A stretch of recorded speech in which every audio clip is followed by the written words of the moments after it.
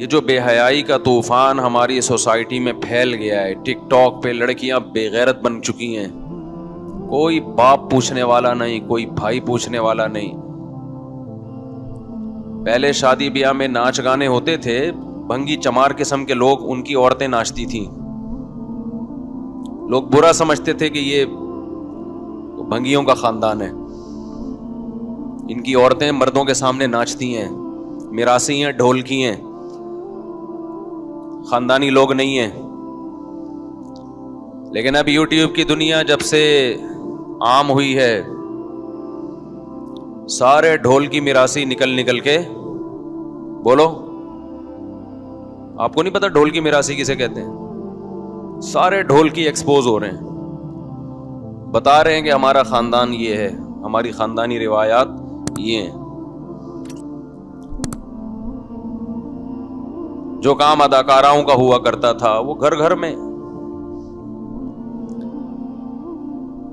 کزنیں ناچ رہی ہیں اپنے کزن کے سامنے، بہنیں ناچ رہی ہیں بھائیوں کے سامنے.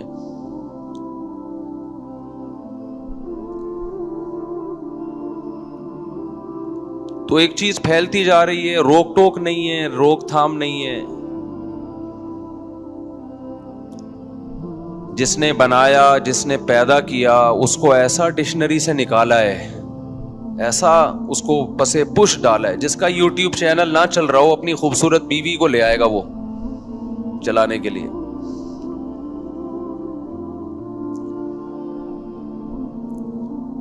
جس کا چینل نہ چل رہا ہو نا، اپنے گھر کی عورتوں کو بے پردہ کر کے ان کو لے آئے گا.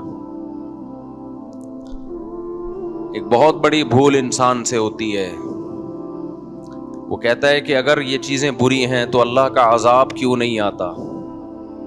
کل مجھے کسی نے بتایا کہ دنیا میں جو سب سے ٹاپ لسٹ کروڑ پتی ارب پتی لوگوں میں، مالدار لوگوں میں جو اشخاص ہیں، ان میں زیادہ تر ایتھیسٹ ہیں. ان میں زیادہ تر کیا ہیں؟ خدا کے منکر. اور وہ یہ کہتے ہیں کہ اگر خدا ہے تو ہم تو انکار کرتے ہیں خدا کا، اس کے باوجود ہم اتنے خوش کیوں ہیں؟ ہمارے پاس اتنی دولت کیوں ہے؟ ہم سے خدا انتقام کیوں نہیں لیتا؟ ہم سے چھین کیوں نہیں لیتا دولت؟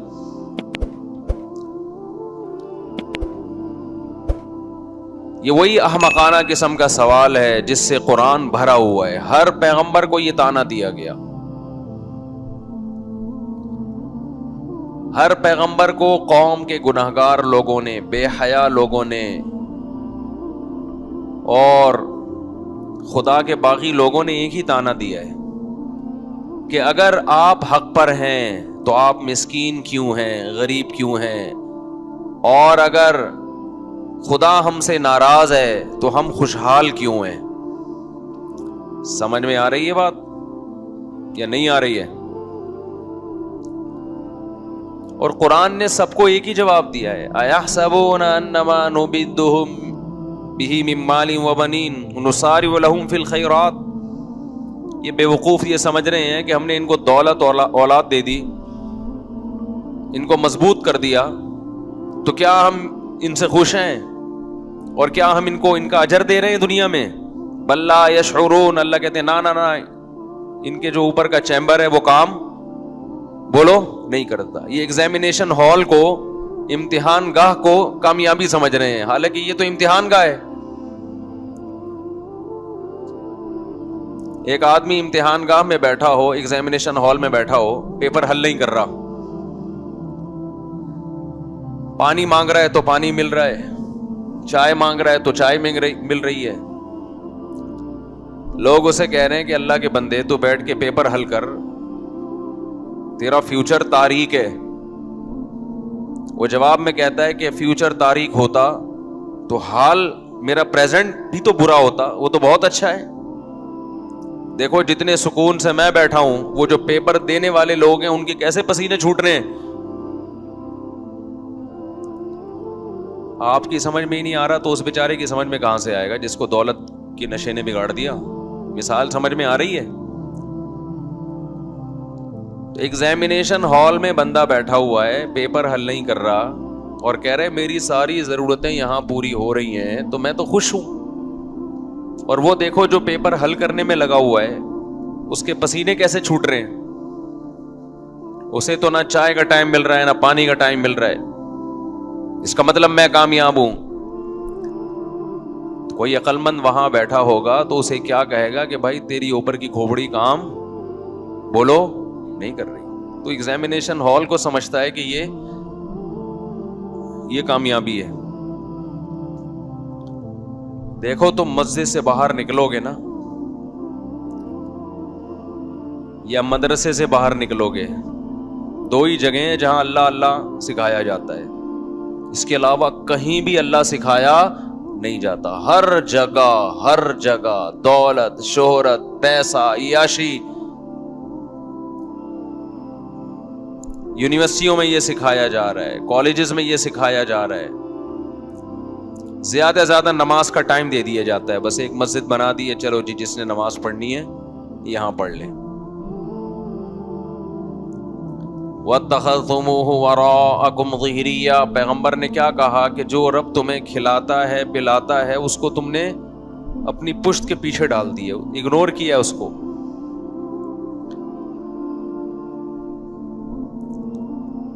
کس قدر شدید وعیدیں مرد اور عورت کے اختلاط پر. کیسے سورہ نور میں اللہ نے عورت کے لیے پردے کے حکام نازل کیے.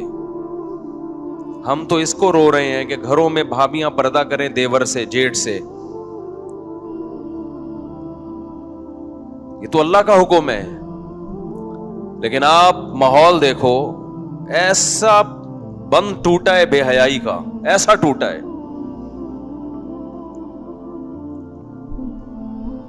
پہلے تو لوگ تھوڑا سا کمنٹس میں نیچے نیگیٹو کمنٹس کر دیا کرتے تھے کہ اپنی بیوی ہمیں کیوں دکھا رہے, تو اپنی جوان بیوی.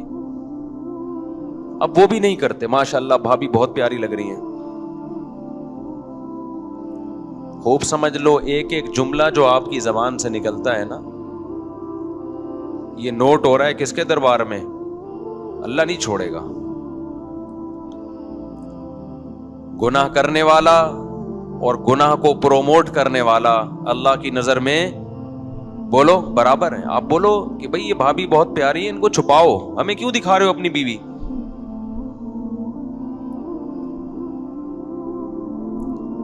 پیسہ ہی سب کچھ ہے بھائی.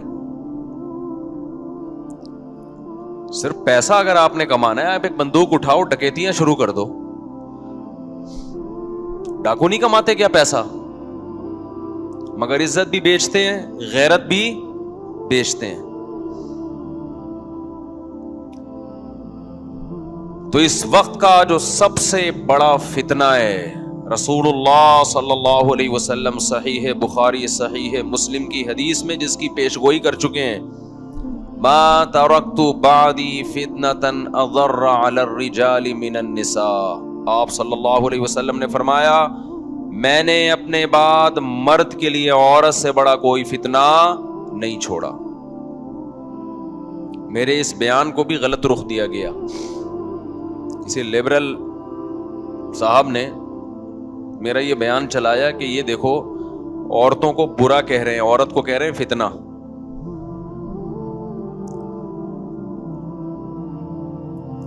عورت کو فتنہ اس سینس میں نہیں کہا گیا کہ وہ آپ کی بیوی ہے, ماں ہے, بیٹی ہے, بہن ہے. عورت کو فتنہ اس سینس میں کہا گیا ہے کہ اگر آپ حلال و حرام کا فرق نہیں کرتے,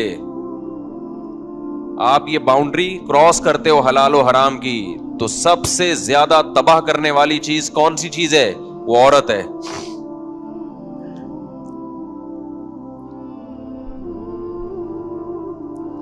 جو لوگ اپنے گھر کی عورتوں کو بے پردہ ہو کے لا رہے ہیں صرف پیسہ کمانے کے لیے, تو فتنے میں تو پڑ گئے وہ. ایک بات کا جتنے لوگ یہاں بیٹھے ہیں عزم کریں, یا جو بھی بیان سن رہے ہیں, دیکھو انسان کی شرافت اس کے کیریکٹر کا پتہ اس کی نظروں سے چلتا ہے. جو 2 نمبر آدمی ہوتا ہے نا, 2 نمبر آدمی 2 منٹ میں پتہ چل جاتا ہے اس کا, اور عورت کو تو زیادہ جلدی پتہ چلتا ہے.